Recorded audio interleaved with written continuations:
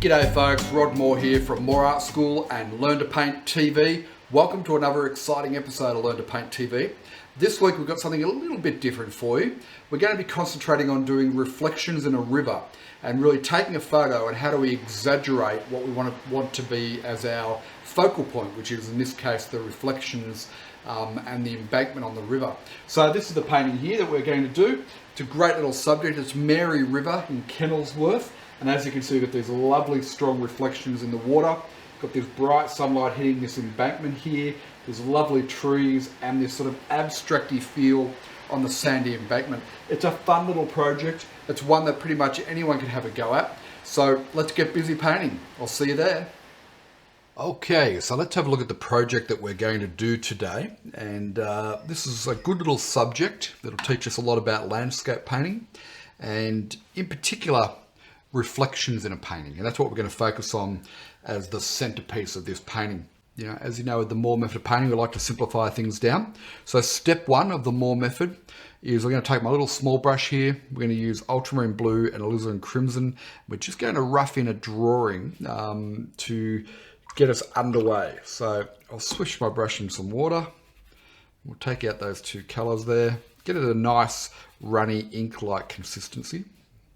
And that's pretty much the only time we'll really use the water for this process. Move some of those paints. Okay, so first things first, we need to find whereabouts our major shapes are going to be. So step one of the Moore method of painting is all about getting in the big shapes, the major shapes. So I know that this left-hand side of the river embankment, it's not halfway up the photo, it's below that, so I'm going to put that one there. However, the embankment comes to around about not quite half, so it's somewhere probably around about there.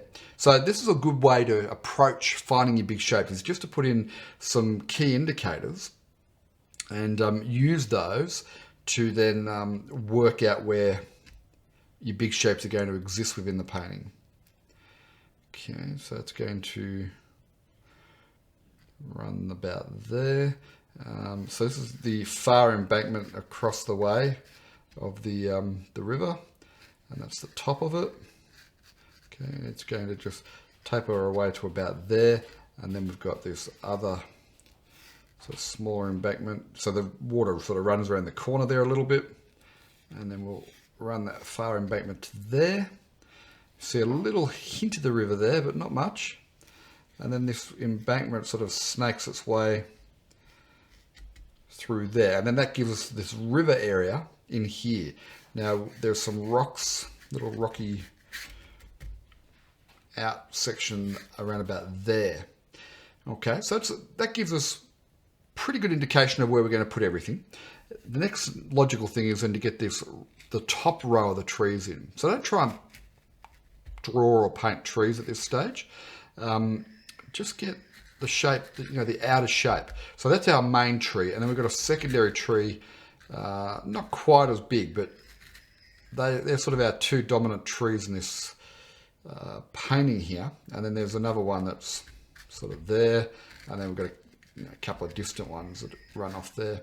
Leaves us a little bit of sky, and there's a foliage and bits and pieces, greenery in through there. Okay, now because we're going to be painting the reflection, these are the two main trees that we're going to be reflecting. Don't worry about getting the shape of those perfect, because I'm going to show you a technique with this where we're not actually going to try and replicate the trees in the reflection. Let us now start step two of the Moore method of painting, which is our blocking. And what I've done is I put out our primary colors, our ultramarine blue, the alizarin crimson, the yellow ochre, the titanium white, and that's pretty much all we're going to need to get our blocking done, I suspect. So what I'm going to do is I'm going to start with this band of trees and establish our darks. I want my darkest darks to be in here. Okay, and then when I hit that with highlights, that'll give us the most contrast, and then I'll just cool the darks off and lighten them off, particularly over here, not so much over here. Okay, so to get our darkest dark, we take a big chunk of the blue, Take a big chunk of the red, mix those together. Okay. And that gives us a nice juicy dark. And let's just get that color down. Don't fuss too much here.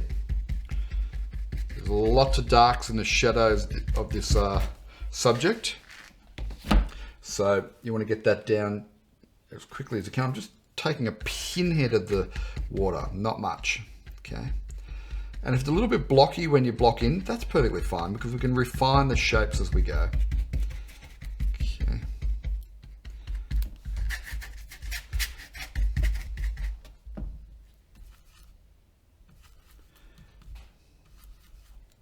Okay, I'm going to get a little touch warmer. So I don't want to do exactly the same tone and temperature for this one as this one. So I've just gone a touch warmer. And I'll make the highlight on that section there really pop, you know, we'll make it stronger than the other highlights as well. Now I'll come in here and I'll get a little bit darker again. So I do want to get this left-hand side reasonably dark. And I won't put a lot of highlight over on this side. We'll keep it more in the shadows, I think.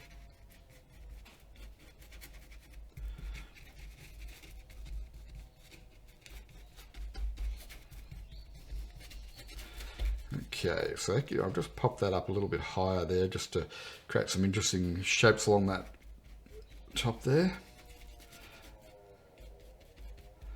That gives us a fairly interesting row of trees and foliage and so on. So now I need to get in these embankments. So normally I'd wash that brush, I'd dry it out and so on. But for the sake of time, I'll just pop that one in the water and then I'll take another brush, same brush, and I'm going to now just use my yellow ochre and alizarin crimson. Okay, I'm going to add in just a touch of this dark mix into it and just a touch of white. Okay, this is going to give us our earthy underpainting tone for the embankment there. So coming down through here, and we'll put some highlights on that because it's got some nice highlights happening there. Work that in. I don't mind if it sort of blurs into the dark above. Don't create a hard edge, let it mix and merge a little without getting too messy. That's the trick. Okay, now I did say I've got some rocks in here.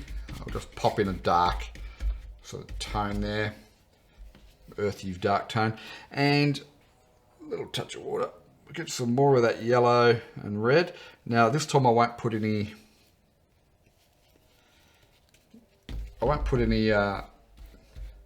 white into this mix now. And we'll just come in, we'll block this in for the river embankment. Okay, runs to about there, I think we said.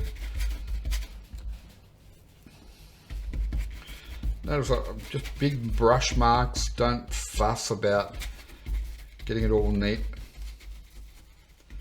If you're agonizing over getting it too neat and everything, you lose some of the enjoyment out of painting, I think. So now I've just added a little bit of that darker mix, the same mix I was using up there, just into that red, just to darken out that corner. Okay. Now our sky, for the moment, I'm just going to block it in as a nice blue tone. So we'll take our ultramarine blue, we'll take a big chunk of this white, and we'll mix that together. Okay, like so. I'm going to get a little bit bluer today. Middle of the day, nice sunny day. Let's just test that. So I'll just work that tone in along the top.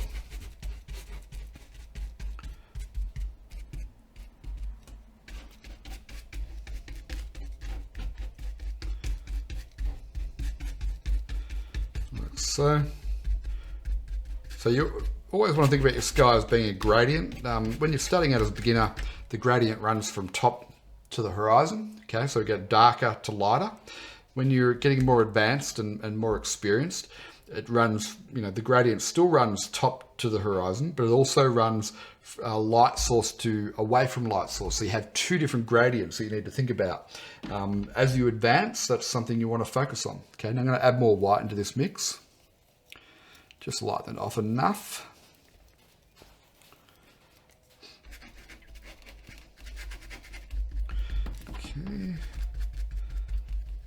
And now I'm going to come in and just push it into the edges of these trees.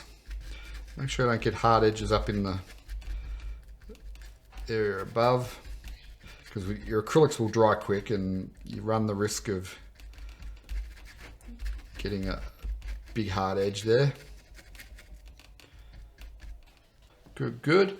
So now we need to get in a block in tone for our water mass area here. We'll maybe, I think, come back to the reflections. So for now, let's just get that sky color. So we'll go with that blue. And notice I picked up a little bit of this dark in here as well. So that's perfectly fine. We'll just mix all that together and it gives us a nice bluey gray. Okay, so we'll just block that in. I'm gonna get a touch of water because I don't mind if this paint in here gets a little bit thinner, because we're going to do a bit of work on the river anyway. So we'll just get treat this as just an initial block in. But because it's quite a big object here in the foreground and it sort of dominates the painting, we need to spend a bit more time with our water today. Okay.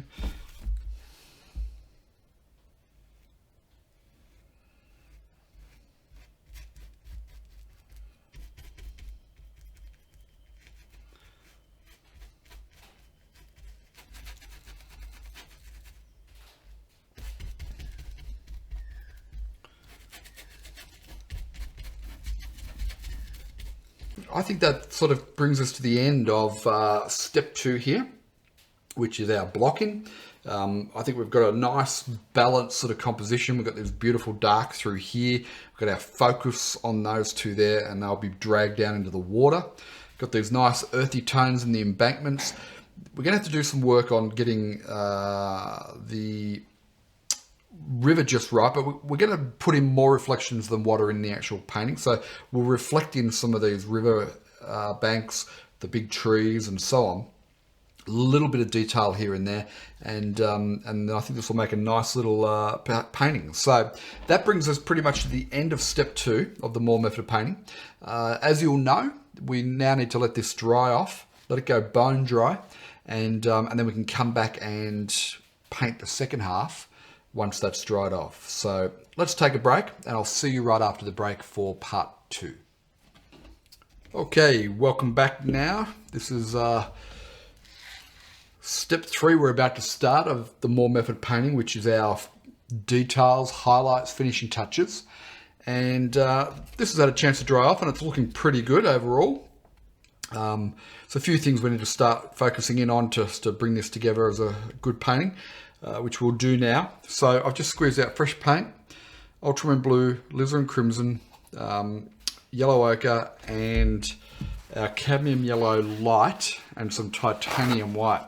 So what we'll do, we'll start off working on our feature trees, the 2 trees that are going to dominate, which is these 2 here. Now this first one has a canopy of foliage and highlight, but then it's got a nice big section of dark in there as well, which we need to maintain. So let's start with getting our a mid-tone. So we'll start off with mid-tones here.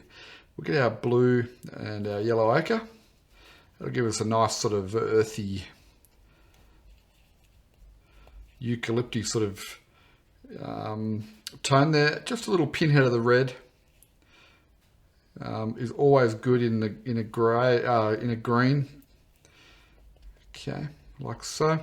And then what we'll do is we'll just start to it's a little bit dark. I'll brighten it up by putting in some of the cadmium yellow light there. Again, I don't want this to be my main highlight just yet, but at the same time we need to make sure it's the right tone. Now, don't put too much paint on the brush. See, I'm just tapping some out, and I'm just going to tap the end in. If you've got too much paint, then it will have a tendency to get a little bit on the clumpy side, which we don't want. And I'm just going to just work around the top of that canopy there.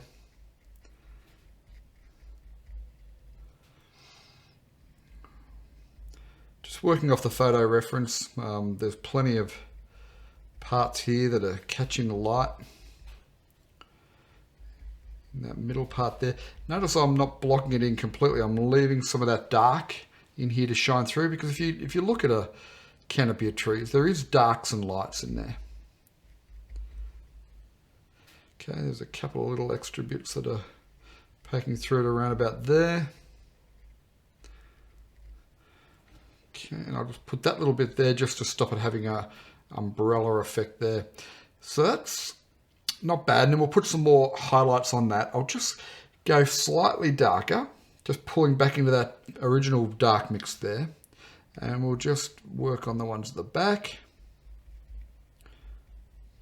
Okay. Get it a little bit random at the top there. Don't make it a round edge.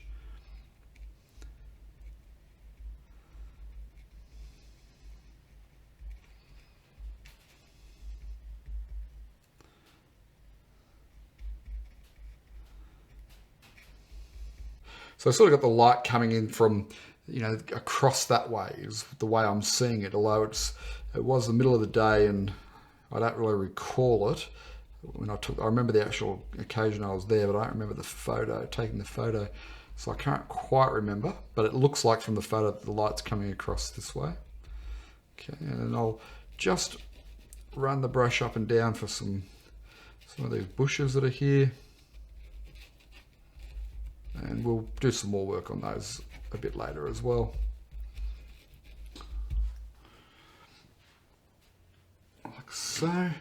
I'm going to break up that tone a little bit. I'll just go a little touch brighter with the yellow, and I'll just add in some extra bits and pieces in here. Just so it's not all the one tone. Even though we're going to do a highlight, I just felt it was a little bit dull, a little bit flat. We've got these embankments here. What I can do is I can either use a brush and we'll just put some highlights on the embankment, or the other technique, which I'll just share with you, is to use a palette knife. So this is a flat sort of palette knife. There's a few different varieties of palette knives. Let me show you a couple of others. Okay, so you don't have to use a palette knife. I'm just doing it just to give a bit of variety to what we do.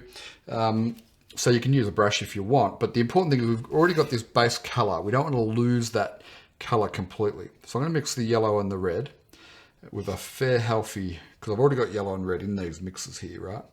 Fair healthy chunk of the titanium white there. Mix those two together, and I want to highlight to fairly light color. Now see how the paint there is not completely mixed, there's broken color in there. That's what we want. We don't want to have this mixed down to one flat color. We want to keep it fairly vibrant and broken mixes in there. A little touch more of the yellow ochre, because what will happen is that'll create variety when we put this down here. Now to load this, we only want that one edge along that side there.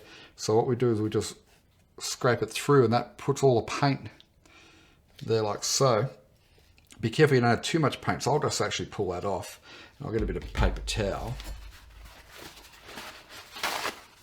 I'll just clean the palette knife first, and then I'll just scrape it through so you can see I've gathered some paint on there like so. And then just gently, I'm just going to, this is going to be our strongest sort of highlight on this embankment here. And the reason why we're going to put our strongest highlight right there is to separate it from the other embankment. But I want to keep that underpainting coming through, which is why the palette knife is sometimes good for this. It does require a little bit of extra skill and practice. So if you prefer, just use the brush, but make sure you've got plenty of that underpaint coming through. Okay, now I'm just going to darken that just slightly with a touch more yellow and red. Okay. Like so, still plenty of broken color in there, and then let's just work that in there.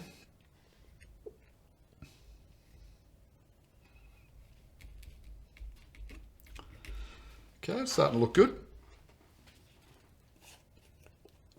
Automatically with this warmth here, pushing the shadows back, which is where they want to be. We don't want those trees jumping forward here. Okay. We'll just drag that down. So at the moment I've only done the mid-tones on those trees, sorry. What we're going to do is we're going to get the brighter tones, the cad yellow light, a little bit of yellow ochre, a little bit of alizarin crimson. We're going to mix that up. It's a little bit too bright, a bit of blue, touch of red here and there, touch of the yellow ochre and the cad light. Mix that up, but don't over mix it. And then just load the brush on one side, just by pulling the brush through like so. Okay, so it's all loaded on there, and then find where these big trees are. And what we're going to do is just pull it down to this river embankment. So we're going to start at this embankment, and we're just going to go pull it down like so. And then I want to mix up the tone with each stroke. See that? Beautiful. Okay. And these are going to be our super duper reflections. Get a little bit more yellow ochre in there and a touch of red. It's probably a little bit too vibrant at the moment. That's better. Okay, we're just working around that embankment there. Okay.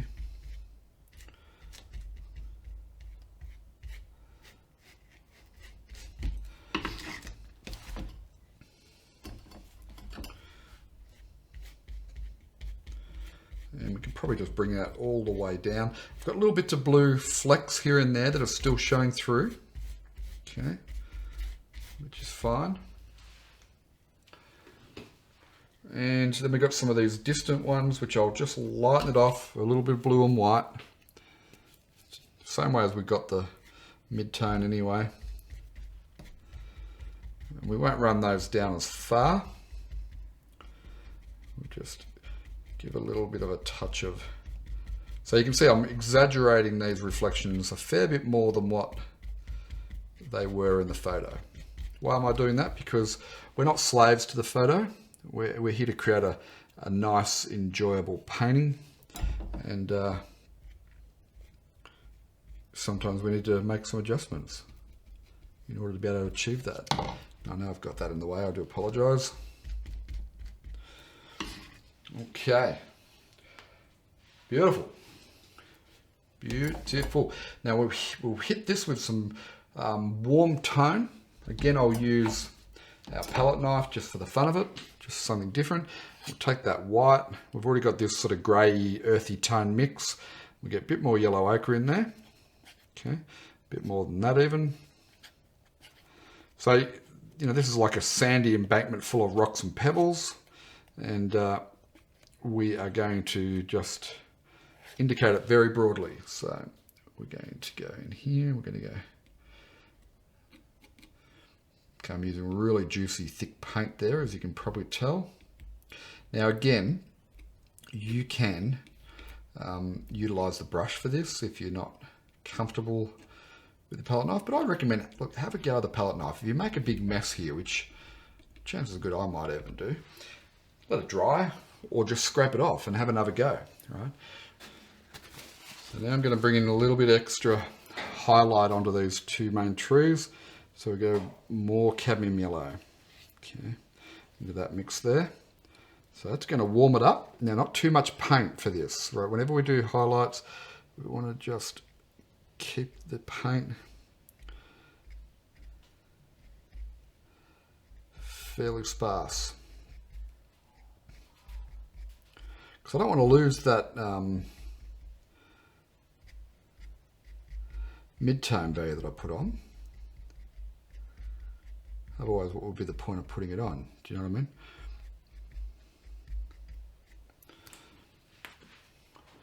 Okay, we'll need to reassess this in a moment. I'll just get a little touch darker there now. And let's just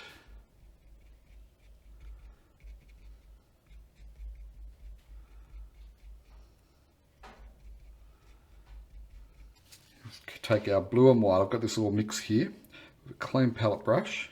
Right, so I've just cut off just a tiny little mark there. And what I'm going to do here now is just run some ripple lines. Go do this really subtly. And again, if you muck this up, don't worry. Just go back and repaint your reflections in and have another go at it. In fact, you know, it's almost worth having a little practice canvas next to you to practice these techniques. Okay, so there it is again, just white and the sky colour.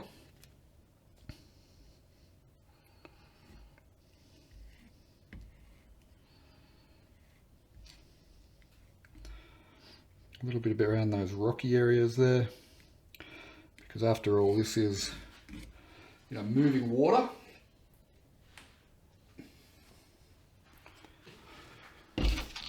So that was our original photo that we were working from. And as always, don't be a slave to photo, just treat that as a starting point. Come up with your own ideas and so on as to how you want to treat the subject. And I think we've done quite a good job with this one as a demonstration painting. It's got the nice reflections in the water. We've exaggerated the reflections a little bit, a lot more than what's in the photo. Got this really rich colour in the embankment, contrasted against the darks in the trees there, and this sort of abstract feel in the foreground here, which gives the impression there's a lot going on, but there's no detail there at all. So, you know, it's not a bad little painting project. Mary River Reflections. Have a go at this one. Love to see your finished work, so let us know when you've had a go at this one. And make sure you drop by our websites at learntopaint.tv and learntopaint.academy, which is our new site where we've got all of our courses and everything up there for you. So happy painting, and I look forward to talking to you next time.